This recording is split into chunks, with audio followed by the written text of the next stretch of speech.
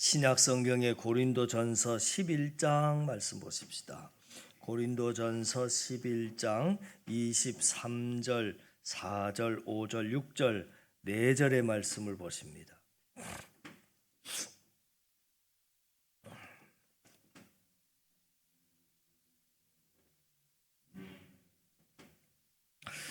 23절부터 같이 읽습니다. 내가 너희에게 전한 것은 주께 받은 것이니 곧 주 예수께서 잡히시던 밤에 떡을 가지사 축사하시고 떼어 이르시되 이것은 너희를 위하는 내 몸이니 이것을 행하여 나를 기념하라 하시고 식후에 또한 그와 같이 잔을 가지시고 이르시되 이 잔은 내 피로 세운 새 언약이니 이것을 행하여 마실 때마다 나를 기념하라 하셨으니 너희가 이 떡을 먹으며 이 잔을 마실 때마다 주의 죽으심을 그가 오실 때까지 전하는 것이니라. 아멘. 자, 이 시간에는 성찬식이 우리에게 주는 의미를 본문 말씀을 통해서 잠시 살펴보려고 합니다. 성찬식은 예수님께서 십자가를 지시기 전에 제자들과 마지막 만찬을 하시면서 우리에게 지키라 하고 명하신 예식입니다. 그래서 오늘 말씀에 보면 예수님이 하셨던 말씀이 나와 있는데 23절에 내가 너희에게 전한 것은 주께 받은 것이다. 곧 주 예수께서 잡히시던 밤에 떡을 가지사 축사하시고 떼어 이르시되 너희는 이것은 너희를 위하는 내 몸이니 이것을 위하여 나를 기념하라 하셨어요. 또 식후에 그와 같이 잔을 가지시고 이르시되 이 잔은 내 피로 세운 새 언약이니 이것을 행하여 마실 때마다 또 나를 기념하라. 그렇게 말씀을 하셨습니다.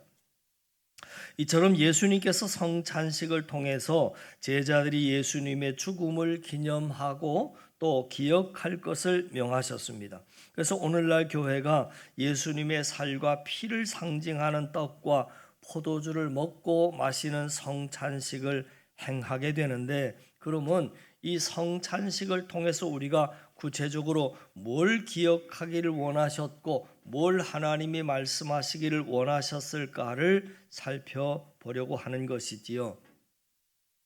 성찬식에 담겨진 첫 번째 메시지는 우리는 예수님의 죽음을 통해서만 구원을 얻을 수 있다 하는 것입니다.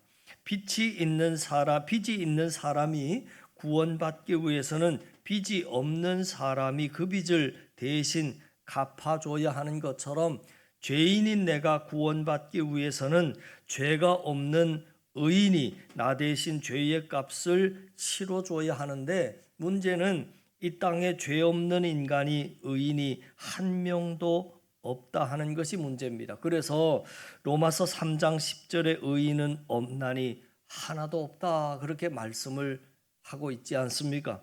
이것이 바로 하나님이신 예수님이 이 땅에 내려오셔야만 했던 이유입니다. 죄인들이 구원받기 위해서는 의인이 필요한데 이 땅에 의인이 없으니 하나님이신 예수님이 직접 사람의 몸을 입고 이 땅에 오신 것입니다. 그리고 십자가에서 나를 대신해서 죽으심으로 내가 받아야 할 죄의 형벌을 다 받으신 거지요. 이것이 바로 죄인이 구원받을 수 있는 유일한 방법이었습니다. 성찬식은 바로 이 놀라운 사실을 기억하면서 우리가 감사하는 예식입니다. 그러므로 우리는 오늘 예수님의 살과 피로 상징되는 떡과 그리고 포도주를 먹고 마시면서 나의 구원을 통해서 자신의 생명을 내어주신 예수님의 그 크신 사랑과 또한 은혜를 기억하고 감사 찬양해야 할 것입니다.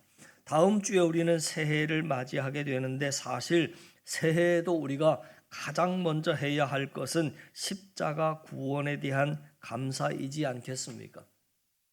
바라기는 오늘 성찬식을 통해서 나의 구원을 위해서 십자가 지실 수밖에 없었던 그 예수님의 그 크신 사랑을 기억하면서 그 구원에 대한 감사와 기쁨과 또한 감격을 회복할 수 있는 저와 여러분 될 수 있기를 주님의 이름으로 간절히 축원합니다. 성찬식이 주는 두 번째 메시지는 십자가의 은혜 안에서는 차등이 없다 하는 것입니다. 차등이 없다. 오늘 본문 말씀인 고린도전서는 사도 바울이 고린도 교회에게 쓴 첫 번째 편지인데, 이렇게 장문의 편지를 사도 바울이 왜 썼을까라고 할 때 이유는 참 간단합니다. 고린도 교회 안에 문제가 많았기 때문입니다. 때문에 문제가 많으니 할 말도 그만큼 많았다 하는 거지요. 사도 바울은 고린도 교회 안에 있는 그런 잘못된 문제를 이 서신서를 통해서 바로 잡아주려고 오늘 본문을 쓰게 됩니다. 그래서 고린도 전서를 쓴 것인데, 당시에 고린도 교회에 있었던 여러 가지 문제 중에 하나가 바로 이 성찬의 문제였습니다.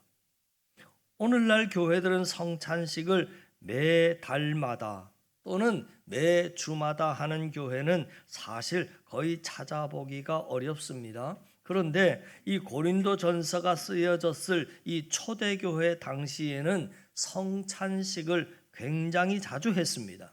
성찬식을 할 때는 식사와 함께 하게 되었는데, 그것을 거행하는 장소는 지금처럼 잘 지어진 예배당이 아니라 대개 부유한 성도들의 넓고 큰 집들을 예배당처럼 사용을 했지요. 그리고 음식은 부유한 성도들 몇몇 가정이 음식을 준비해 와서 그것을 함께 나눠 먹은 것입니다. 당시 집의 구조는 옛날 우리나라 한옥집 구조와 참 비슷했다라고 보면 얼추 맞을 것 같습니다. 거실에 마루가 있었고 그 앞쪽으로 넓은 마당이 있는 거예요. 문제는 음식을 장만해온 그 부유한 성도들이 먼저 거실을 차지하고 거기에서 자기들끼리 먼저 성찬식을 거행하고 음식도 먼저 먹기 시작했다 하는 것입니다.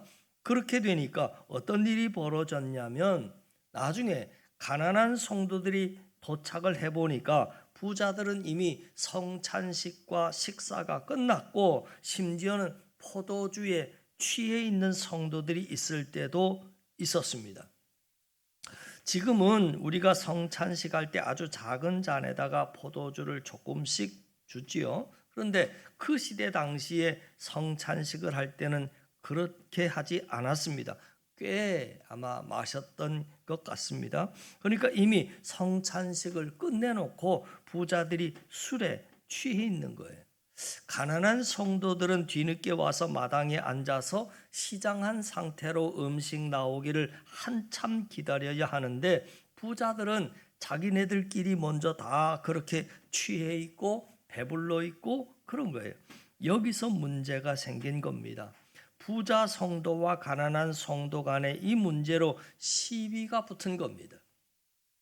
가난한 성도들은 말하기를 성찬식도 식사도 같이 해야지 치사하게 부자들은 너희들끼리만 모여서 먼저 먹냐 그러면서 따지는 거죠. 그러면 부자 성도들은 대꾸하기를 어차피 기다리고 있으면 차례대로 다 나눠줄 텐데 우리가 좀 먼저 먹은 것이 뭐가 그렇게 큰 문제가 되느냐 그러면서 서로 맞받아친 겁니다. 고린도 교회 안에 이런 성찬의 문제로 인해서 분열과 다툼이 생겼습니다. 그래서 이 문제가 오늘 본문의 20절 말씀에 이렇게 기록을 하고 있습니다. 말씀 보시죠. 20절에 그런즉 너희가 함께 모여서 주의 만찬을 먹을 수 없으니 이는 먹을 때에 각각 자기의 만찬을 먼저 갖다 먹음으로 어떤 사람은 시장하고 어떤 사람은 취함이라. 방금 설명드린 대로 내용 그대로입니다. 그러니까 보니까 부자들이 먼저 와서 자기네들끼리 먼저 포도주를 마시고 먼저 성찬을 하고 먼저 식사를 하니까 어떤 사람은 이미 배불러 있고 취해 있는데 가난한 사람 성도들 중 나중에 온 성도들은 시장에 있는 거예요. 이런 갈등과 분열의 문제 앞에서 사도 바울은 예수님이 의도하셨던 성찬의 참된 정신을 말하는 겁니다. 예수님의 죽음 앞에서는 모든 성도가 똑같은 죄인이라고 하는 것입니다. 교회는 예수님의 죽음이 필요한 죄인들이 모인 곳이기에 교회 안에서는 어떤 계급이나 차등이 있을 수 없다 하는 것입니다. 더 잘난 죄인이 있다거나 더 못난 죄인이 있을 수 없다는 거지요. 그런데 고린도 교회는 모두가 다 똑같은 죄인이라고 하는 사실을 놓치고 교회 안에서도 사회적인 지위나 경제적인 능력 혹은 학벌에 따라서 차별 대우를 했던 것 같습니다.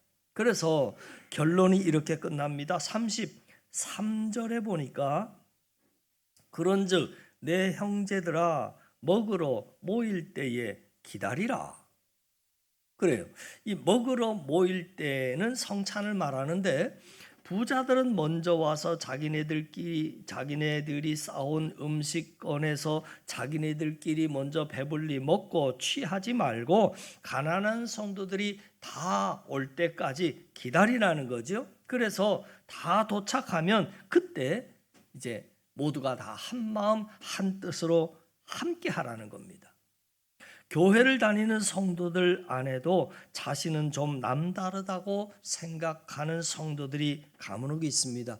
좀 더 배우고 좀 더 가진 사람들이 교회 안에 들어와서도 자기가 남들과는 격이 다른 사람이라고 착각을 하면서 신앙생활을 할 때가 더러 있다 하는 거지요. 그러한 사람들은 이 성찬식을 통해서 나도 예수님의 죽음이 필요한 저들과 똑같은 죄인일 뿐이라고 하는 사실을 기억하고 그 교만함을 끊어버려야 한다 하는 것입니다. 또 반대로 사회적으로 지위가 좀 낮고 가난하고 못 배운, 소위 말해서 오늘날로 말하자면 스펙이 좀 한참 떨어져서 자존감이 바닥을 치는 사람 역시 성찬식을 통해서 기억해야 할 것이 있습니다. 성찬식을 통해서 내가 얼마나 하나님 앞에서 존귀한 존재인지를 깨달아야 합니다. 성찬식은 하나님 앞에서 내가 얼마만큼 존귀한 존재인지를 깨닫게 해주는 의식이기 때문입니다. 왜냐하면 하나님이 당신의 아들 생명과 맞바꿀 만큼 나를 사랑한다는 증거가 이 안에 담겨 있기 때문입니다. 그래서 사실 나는 세상적인 기준으로 나 자신을 함부로 평가해서 나는 스펙이 낮고 별 볼 일 없는 인생이야. 그래서 자존감이 바닥을 치는 사람들이 교회 공동체 안으로 못 들어오는 거예요. 사실은 이것도 문제 아니겠습니까? 누가 여러분들을 가치 없는 존재라고 하던가요? 여러분들은 왜 여러분 자신을 세상적인 기준으로 그렇게 함부로 판단하시는가요? 우리 자신을 판단할 때는 세상적인 기준으로 따지면 판단하면 안 되고 하나님이 나를 어떻게 생각하시는가 그것만이 진리임을 오늘 성경은 말해주는 겁니다.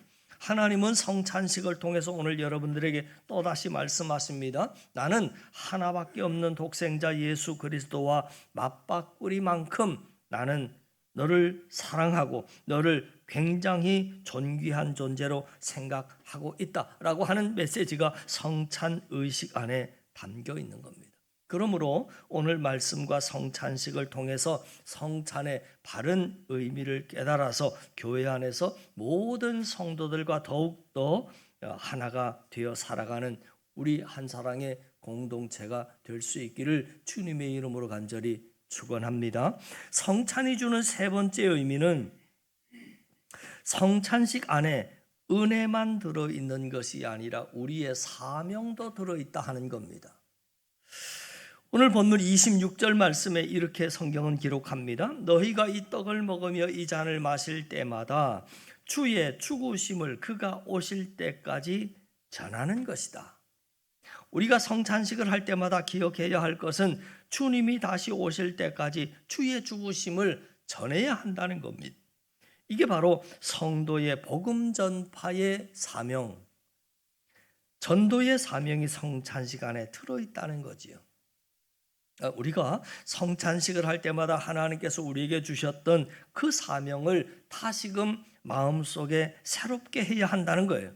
예수님께서 우리에게 십자가의 구원을 선물해 주신 것은 나 한 사람만 구원하기 위함이 아니라 나를 통해서 나를 축복의 통로로 삼아서 아직 예수님을 믿지 않은 많은 다른 사람들을 함께 구원하시기 위함입니다. 그런데 우리가 자꾸 하나님이 주신 사명을 잊어버리고 오직 나와 내 가족만을 위해서 살아가니까 예수님께서는 성찬식을 통해서 전도의 사명을 다시금 마음에 그때그때마다 되새기기를 원하셨던 것입니다.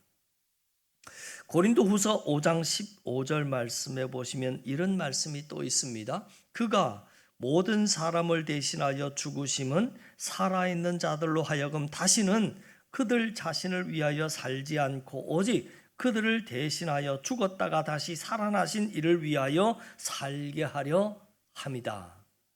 여러분, 예수님이 우리를 위해서 십자가에 죽으신 이유는 방금 이 본문 말씀이 말하기를 이제는 그 은혜를 받은 우리가 더 이상 나 자신을 위해서 살지 않고 누구를 위해서 살게 하기 위함이라고요? 나를 대신해서 죽으신 주를 위해서 이제부터는 살라.